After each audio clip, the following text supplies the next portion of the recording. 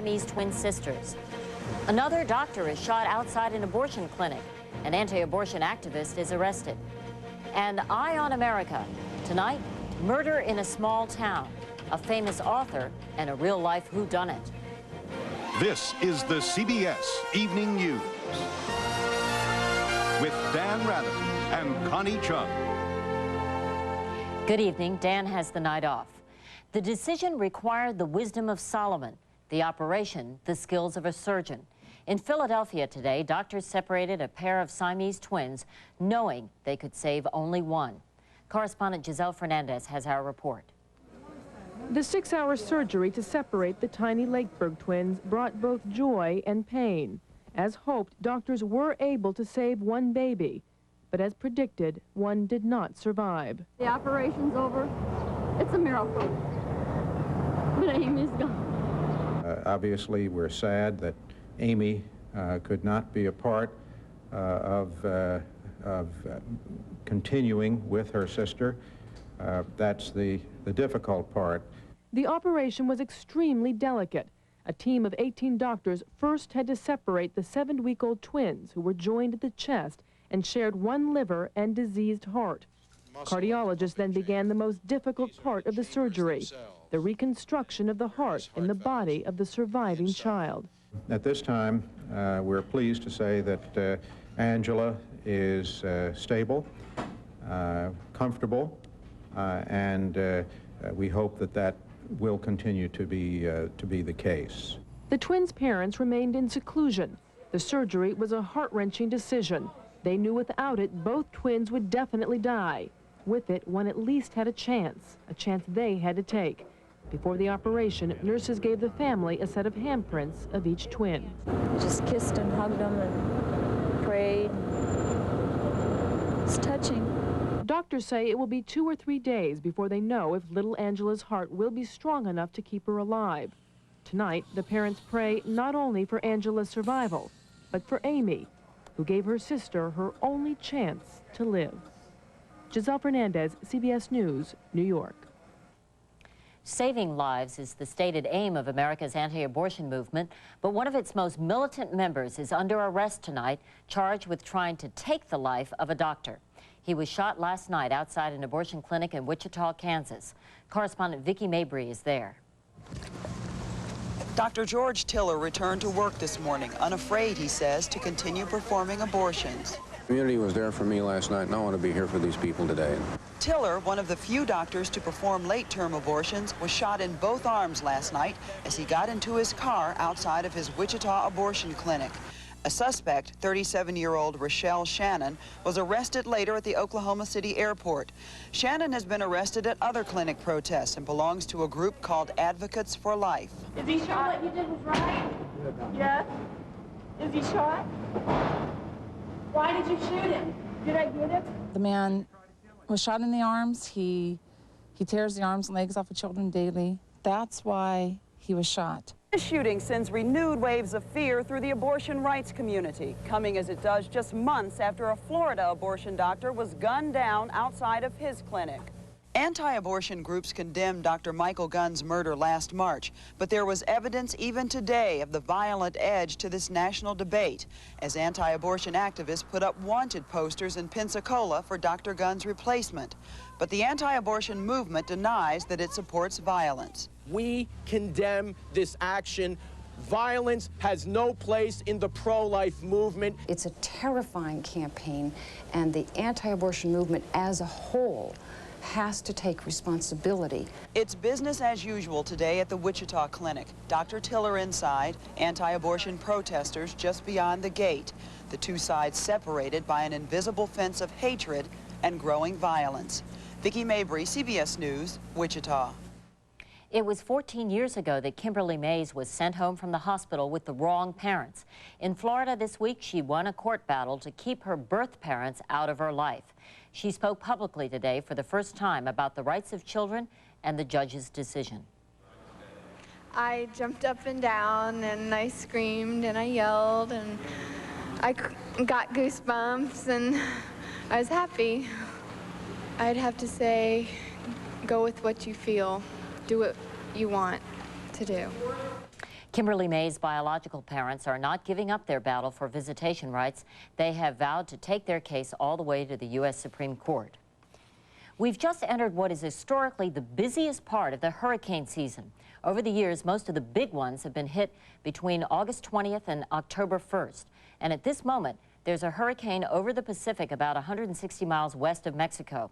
Hurricane Hillary is moving slowly up the coast, but it is not expected to reach California. It was on August 24th last year that Hurricane Andrew tore through South Florida, killing 85 people and doing $30 billion in damage.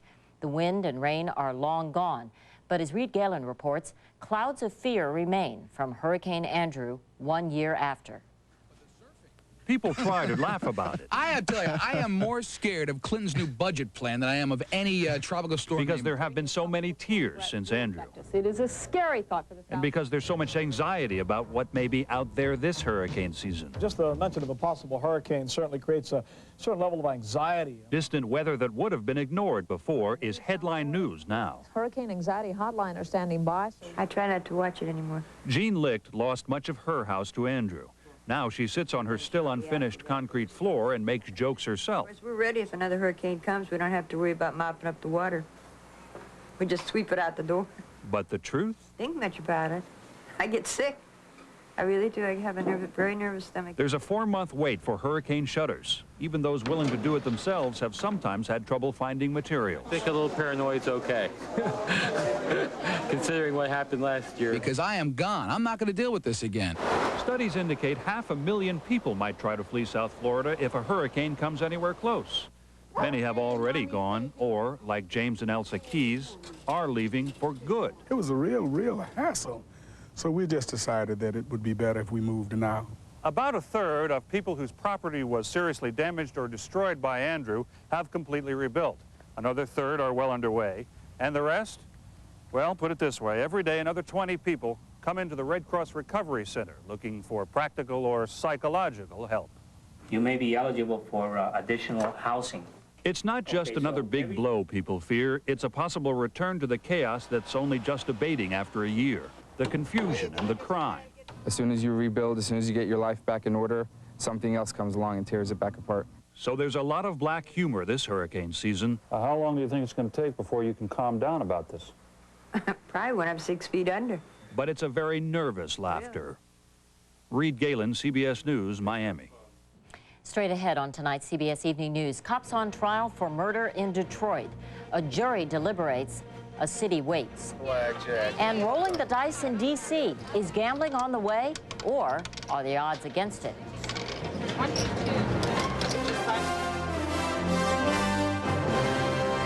It's been a full week since 2 juries started deliberations in the case of 3 white policemen charged with killing a black motorist.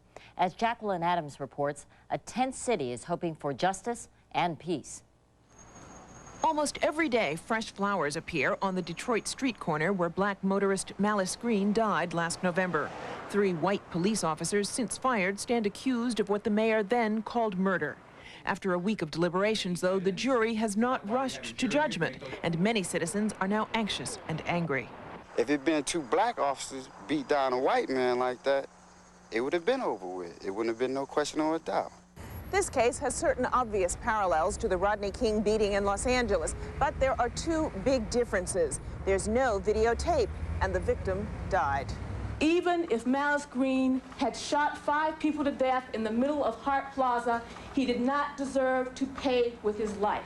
The autopsy showed that Green was killed by at least 14 blows to the head. Yet ex-officer Walter Budson testified he never hit the victim. And his partner, Larry Nevers, insisted he feared for his life. I thought he was going to get my gun. I was afraid he was going to hurt me or hurt my partner with whatever he had in his hand.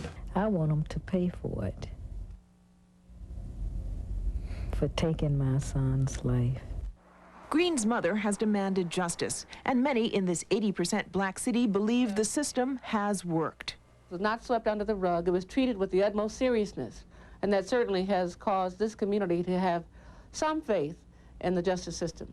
Regardless of the verdict, Detroit community leaders hope their city, unlike Los Angeles, will stay calm. This time, at this trial, they note, the judge, 2 of the lawyers, and most of the jurors are black. Jacqueline Adams, CBS News, New York. In Tucson, Arizona, another courtroom drama involving the issues of race and police brutality.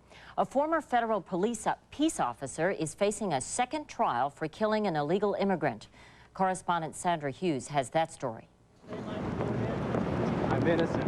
Former Border Patrol officer Michael Elmer was arraigned today on federal civil rights violations, charged with gunning down an unarmed illegal alien and leaving him to die in the Arizona desert. For me, it's like if they just killed an animal. Elmer admits he shot Mexican national Dario Miranda in the back after Miranda crossed into Arizona illegally in an area frequented by drug smugglers. Even though Elmer tried to hide the body and cover up the shooting, he was acquitted in his first trial, leading to protests and finally civil rights indictments. This is the Rodney King case for the Mexicans in this country. Latino advocates claim the case is clear-cut murder. Elmer's attorney says it was self-defense. Michael Elmer was told that people with guns are running toward him, and he was in fear for his life and defended himself. Latinos also say brutality by Border Patrol is common as pressure mounts to control immigration. The Border Patrol, to me, it's a wetback brigade. It's a nigger brigade. And their job is to discriminate against us. But others say it's the border, not the Border Patrol, which is out of control. In the district Elmer worked, arrests of illegals are at an all-time high. And even on routine runs, agents come under attack with rocks. Look out. Jesus Christ. Let's get out of here. Yeah, let's go. Let's get out of here. The people who are criticizing the Border Patrol are using this opportunity for this tragic incident to try to attack the mission of the Border Patrol itself. For many, the outcome of Michael Elmer's trial will be symbolic of the decades-old struggle over immigration and whether the border policy or the Border Patrol needs reform. Sandra Hughes, CBS News, Tucson. Stay with us for much more CBS Evening News, including redrawing the boundaries in Bosnia by any means available.